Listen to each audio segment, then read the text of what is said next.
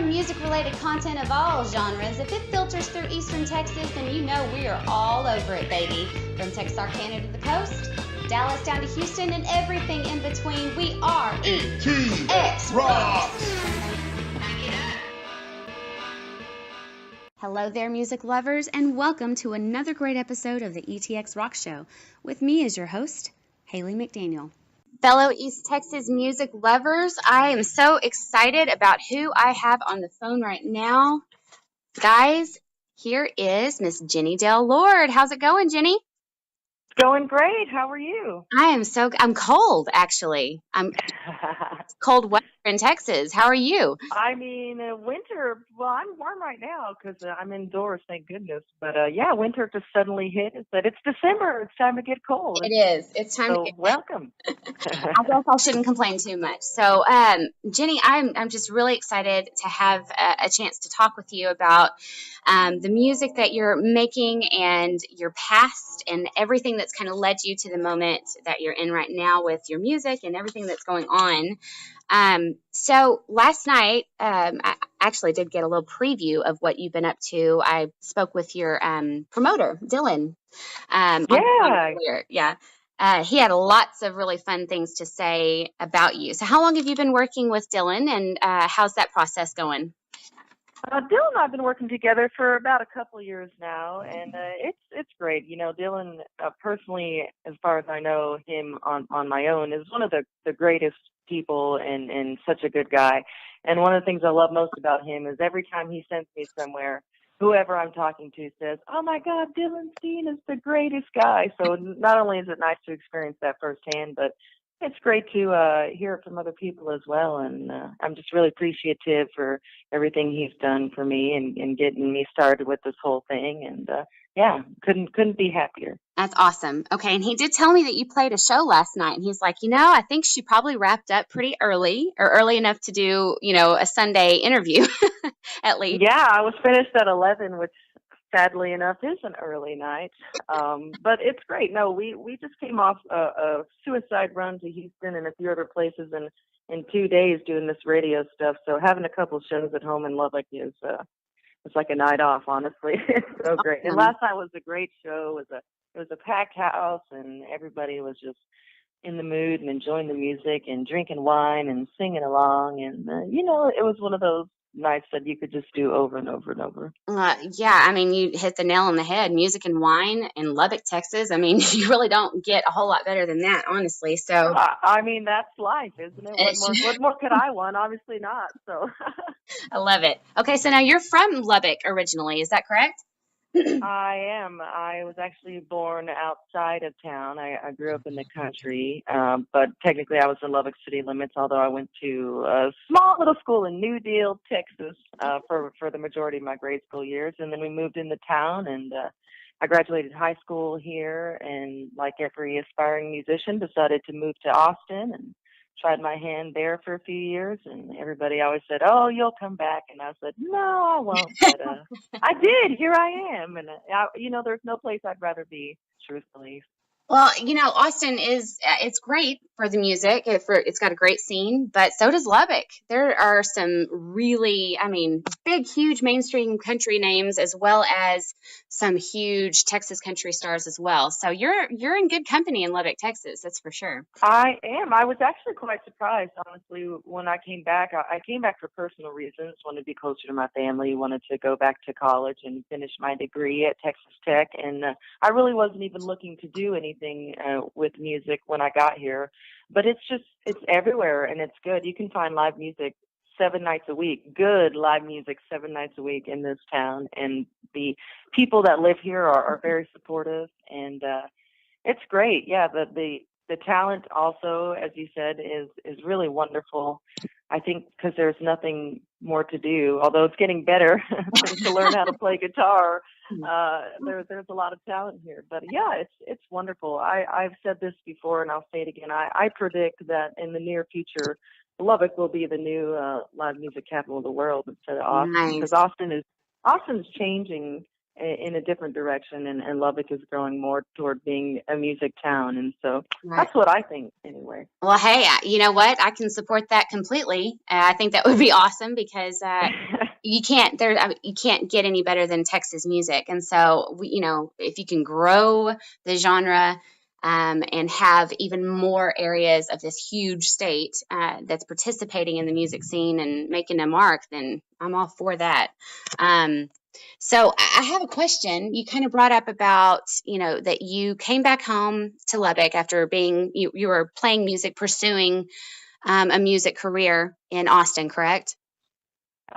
Sort of. The issue with Austin is it's so flooded with really great musicians who are willing to play for free. And you can do that all you want to, but you'll never put food on the table. Right. So unfortunately, I had to have a job. I actually worked as an executive pastry chef for many years. I have a culinary degree. And so I spent most of my time chefing, and then whenever I could squeeze it in, I would do music on the side, but I never really had the chance to focus on it fully until I moved back to Lubbock and graduated from Tech in 2012. That's awesome. Well, everything works out the way it's supposed to, don't you think? I absolutely do. Yeah. The way that you grow as an artist, when you go back to your roots, there's just something really, I don't know. There's when you live a little bit of life away from the small town. I'm from East Texas. I'm from a very small town called Athens. So, I had to kind of get out for a little bit and make a whole lot of mistakes and live a little bit of life to appreciate, what I had back home. Would you say that your upbringing and your roots have influenced your sound that you have today? Absolutely. My upbringing and my roots are stemmed very deeply from country music, but everything I learned while I was seeking other things has also influenced it as well. Lots of blues, lots of rock. As far as the content of my music, it is absolutely rooted in my life and where I come from, and just the things that you do. One of the things about the songs that I write is they are pretty much stories of my life. I've started to try to add a little fiction for a little fun and stuff like that, but it's still very real. And when you're real to your music, you can't help but bring in where you come from and your roots, as Lee said. Yeah, you're exactly right. And people relate to honesty, and there's something that's just really refreshing about hearing somebody speak from the heart and speak from their own, personal experiences as well. So I want to hear more about your writing process because I'm a songwriter myself, and I always am so curious as to how people are inspired, and so tell us more a little bit about how you prepare to write a song. Does it come quickly, easily? Does it take a long time? Yeah, usually it's pretty quickly. I have some instances where, I contradict that statement. But overall, typically it comes from a moment of feeling that I have something that I need to get out. And if I don't do it right then and there, I won't. Or if it takes longer than an hour, I feel like I'm trying too hard. And, anything like that, it is or it isn't. The few exceptions, the top one that comes to mind is a song that I wrote for my dad. That's on my latest album, Free Whiskey. Yes. My dad passed away on December 19th of last year. We're actually about to have the 1-year anniversary of that. And I knew immediately that I wanted to write a song about that because that's what songwriters do. We take the moments that matter the most and we put them to music. But I couldn't. I don't know if it was too fresh or it was too close or what. So it actually took me a long time to even get to where I could broach that subject to finally write a song about it, which, like I said, is the one or few of exceptions to my there's your song, let's move on kind of style, Oh, I love there's your song. That's the quote of the interview. I think that's awesome.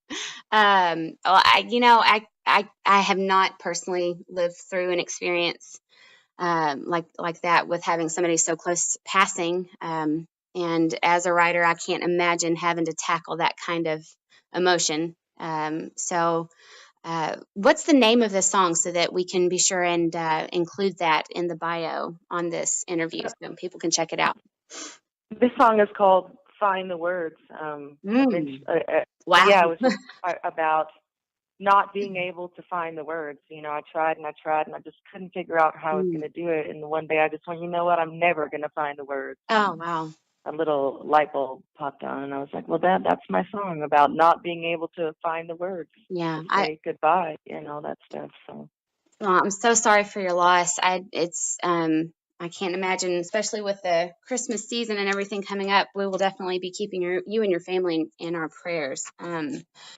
Thank you. It's gonna be awkward. I'm kind of dreading it, honestly, but we'll make the most of it. It's not only is it Christmas, but his birthday is New Year's Eve, so the whole thing is just a mess. I think we should have everybody that's listening, that we should all raise a toast and celebrate your dad's life on New Year's Eve. I think, that's the best we can do. I would love that. What do you think? Maybe we can raise a toast to your dad. I think that'd be pretty cool. Yeah, his name's Ed, so we can all just toast to Ed. I love it. He was a big beer drinker, so if you guys drink beer, that's what you want to raise your glass to with. What was his favorite? What was his beer choice? Dos Equis on tap, no lime. All right, perfect. Okay, guys, you heard it.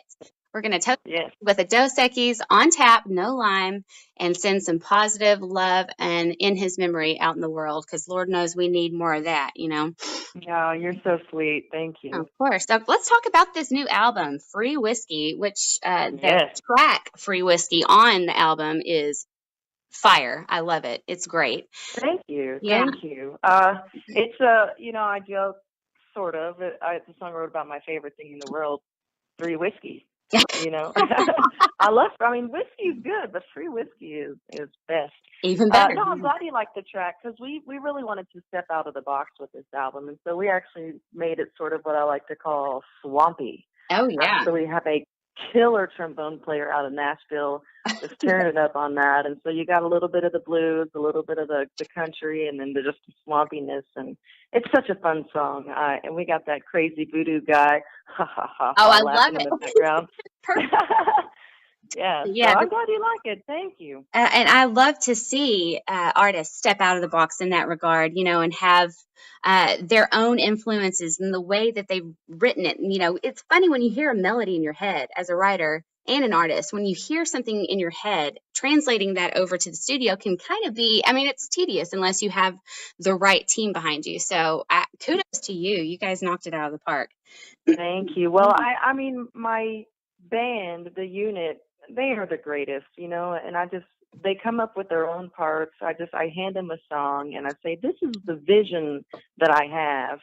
And they just add to it. And so we prepare that really hard before we even go into the studio. Yeah. And I work with a wonderful producer, Scott Ferris, a Music Park recording studio. And again, I just tell him what my ultimate vision is, and he takes care of the rest. And it's actually being in the studio and making all those little fine details, taking just the skeleton of the song into what it ended up being on the album is actually one of my favorite things to do. It's like magic. It is. Just completely formulate itself within a studio setting like that with, all these different views and opinions from people. When it all meshes together, it's magic. So I completely agree. That's awesome.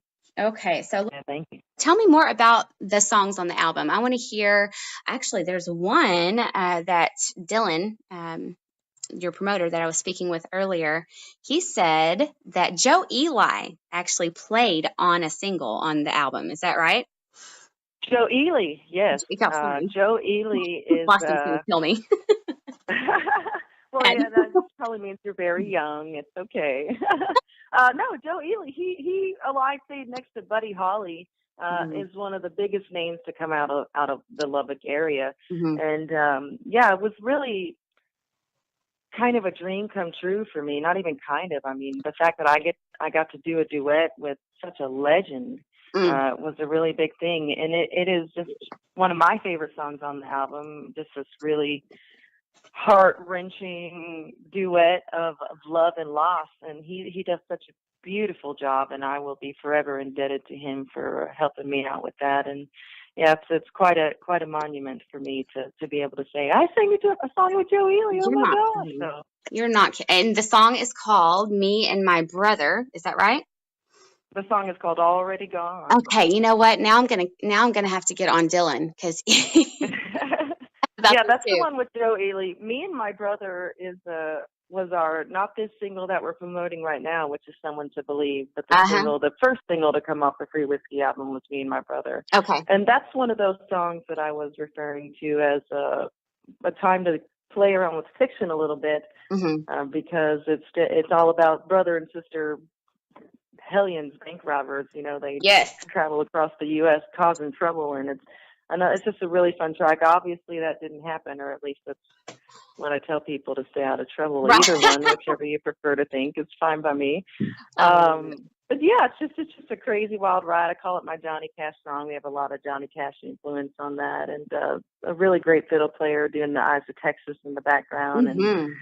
police sirens, and it's just a really fun track. It's unlike anything I'd ever done before, and so Well, I have to say that this entire album was fun to listen to. It was really thank one of those you. things. There was not a time where I was like, I'm kind of a little bored. No, not at all. It was a very interesting, fun, and I don't know. It was just a really nice production, and I think that it turned out awesome.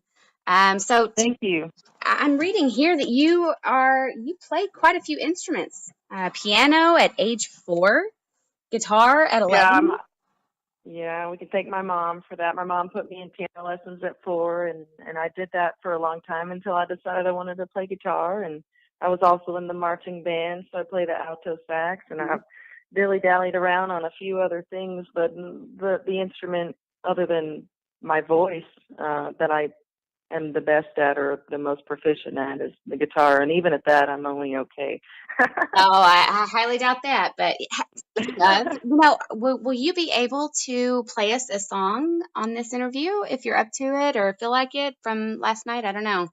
It's up to you. We'll I just mean, yeah, I'm not sure how it would sound over the telephone, but I'm certainly willing to. You bet. absolutely. Well, we'll get to that in a little bit. I just had to throw that out there. I'm being a little bit selfish because anytime I can get like a live acoustic performance, you know, for myself, I'm like, Hey, I don't I'm like, blame you. I get to have a front row seat per se and get to listen. So that'll be awesome. And I know our listeners Oh yeah, you love to radio people are probably the only people I'm ever jealous of. yeah, because we get to listen to all this music, right? It's pretty cool. Yeah, because you have such a cool job and you get to make tons of friends and listen to all kinds of music, and absolutely. Yeah, well, you're right about that. Okay, so tell me about the first song that you ever wrote was at age 8. Is that right? And I would love to hear it if you still remember Oh, it.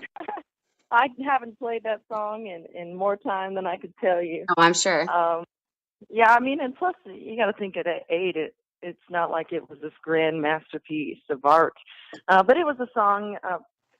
My biological father and my mom divorced when I was really little. So when I talk about my dad, I'm referring to my stepdad. Okay.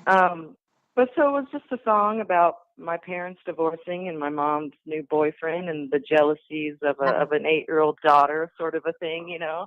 Wow. Uh, So even that early on, I mean, that's a mark of a true songwriter, of a true artist, honestly, to be able to, at that age, know that there's something inside of you that needs to be put on paper, and almost like, your own little therapy, your own healing to make sense of your emotions. I think that's pretty amazing to hear. well, you know, you use the word therapy, and I have used that exact same word when describing writing songs for me, on almost every occasion I've ever talked about it. It is definitely just a way to figure things out and deal with things, and it's cheaper than a therapist. So, you know, That's right. that's absolutely what it is. That's the perfect word for it. Well, even at age 8, you were able to tap into that gift, and I mean, that's a blessing, and to be able to hopefully share that gift and reach somebody else out there who might be struggling with something similar or just needs something fun and to get their mind off of, that you can give that to them is pretty incredible. So, congratulations on being able to reach people too. That's awesome. Well, thank you. Okay, so I want to talk about let's see, which songs have you had out on the Texas charts? I'm trying to look through my notes here, but now I'm not so sure I Uh, can trust Dylan because I know. he was sick and he was on medicine. He kept telling me, he's like, I don't know, I don't know if I'm saying all this right. I felt bad for him actually, but Well, our first single that was actually on the charts, because we released a couple singles on our own before we brought Dylan on. yes.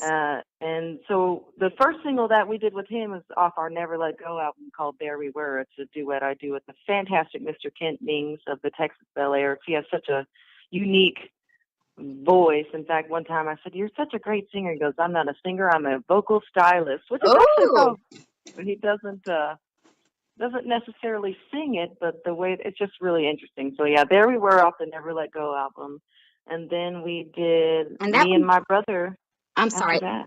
The There We Were, that one reached number 85 on the charts, right? It cracked the top 100, which is awesome. Yeah, it did. It That, did. that is And awesome. Me and My Brother did as well. Both of the singles we did with Steam Promotions cracked the top 100. In fact, Me and My Brother was in there for I'd say about 6 months. It didn't go as high as we would have liked to, but it was consistently on the charts, Well, there you which was go. really awesome.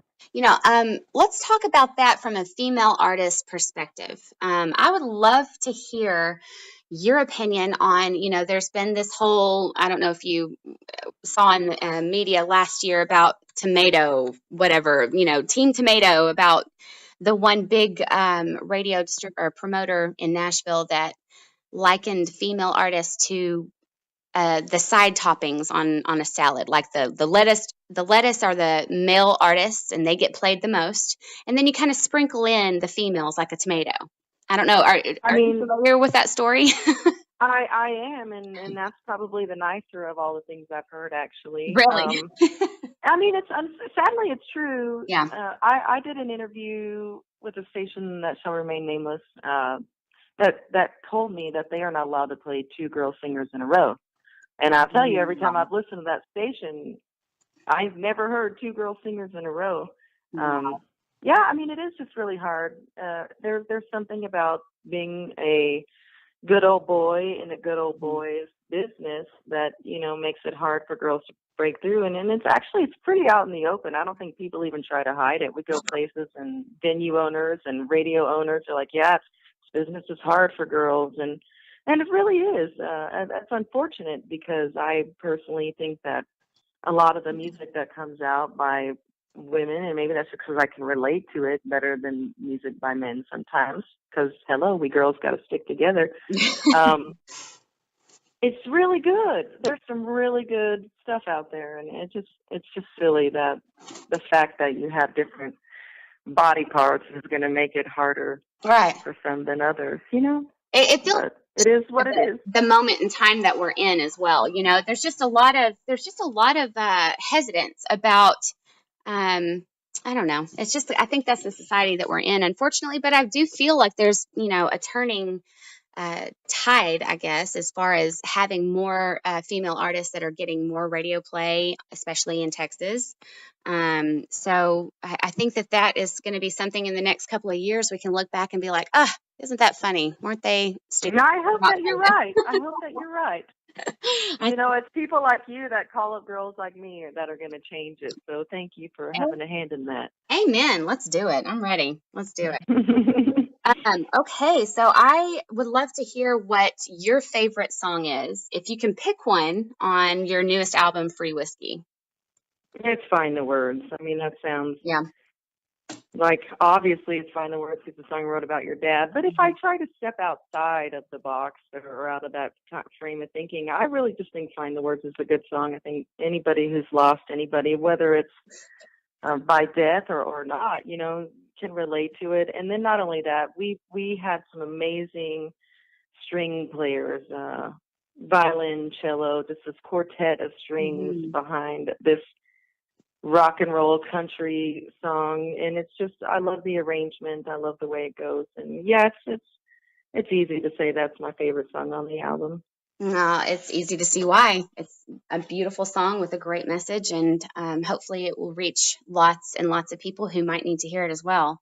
We'll definitely list all of the songs that we're mentioning in this interview will be in the bio on our YouTube channel as well as on our podcast. So there'll be links so that you can find Jenni and her music on iTunes and anywhere else that it might be. And be sure and go call to the local stations, guys. Let's request these women of Texas country, especially Jenni, and let's help each other and support each other and start changing things a little bit. What do you think, Jenni? I'm on board. I'm with you. Good. Jenni, and guys, stay tuned. We're going to come right back after a word from this episode's sponsor. This is Katie Kennedy, the owner of the Liberty Bell located in historic downtown Nacogdoches. We would like to invite you to come on down for our live music, our extensive menu, including our brunch menu available on the weekends, and excellent service. We're open every day of the week except for Monday. We've got live music every day and drink specials. So we'd love to see you in Nacogdoches. Come on down, tell them Katie sent you. Welcome back to the ETX ROCKS Show, everybody, and thank you so much for tuning in and listening to the very talented Jenni Dale Lord. Thank you, Jenni, for being on the show. I hope you had a fun time. Thank you. Yes, this is the greatest Sunday morning I've had in a while, so thank you for having me on. That's awesome. Okay, so the last thing that we're going to do, I actually asked on our Facebook page, ETX ROCKS and Hayley McDaniel Music, I asked for everybody to kind of pitch in about some questions or things that they would like to know from an up-and-coming rising Texas country star, and I got a couple of people that would like to ask you. Let's see, I'm going to pull it up right now. What is your biggest frustration as an artist? Well, I think that we kind of touched on that with at least being a girl, the way that people treat you differently, being a girl, and everything else is pretty awesome. But yeah, that's in this business, that's, I'd say, definitely the most frustrating thing. Yeah, well, I think hopefully we can turn that around and have some good music come out of it. Maybe we can just write about it and end up have our own therapy from it. I really do. Well, we'll make some good songs about it. I love absolutely. It. Okay, so the next one is, do you have a social media presence, and where can we find you? Oh, absolutely. I will be honest, I have a Twitter, but I'm the worst tweeter on the planet. You can still find me there, and I will do my best. I always say I'm going to be better at this, and then I never do. I'm most accessible on Facebook, facebook.com/JDL Music. I'm on Facebook as much as I can be, but I mean SoundCloud, Reverb Nation, YouTube. We're actually making a new music video right now to go along with our song "Someone to Believe." So if there's a social media site, you can probably find me there. Perfect. And guys, you know that I'm going to have everything listed for you to make it easy, because I want you to follow, subscribe, make sure that you stay informed on what is happening with Miss Jenni Dale Lord, because she's got a lot of fun stuff happening. Okay, the last question is, most interesting thing a fan has ever asked you to sign or do at a show? Well, it might sound it might sound cliche, but I've signed a lot of skin. I'd say that's always the most interesting part. You get the male and the female chest area. Ooh. My Sharpies. People want my autograph, as long as I don't have to do anything I can't tell my mom about. I'll sign it. That's awesome.